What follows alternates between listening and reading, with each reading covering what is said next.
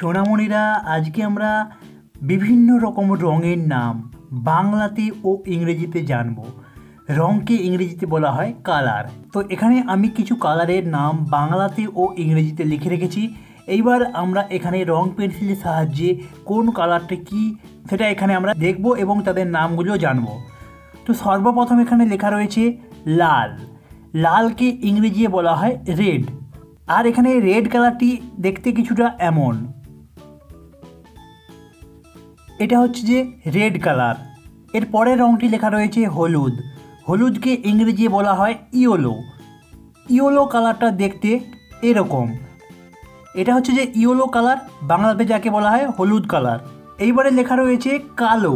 কালোকে ইংরেজি বলা হয় ব্ল্যাক। এই হচ্ছে যে কালো কালার।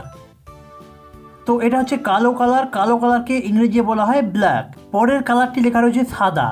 সাদাকে ইংরেজি বলা হয় হোয়াইট। এই হচ্ছে যে হোয়াইট কালার।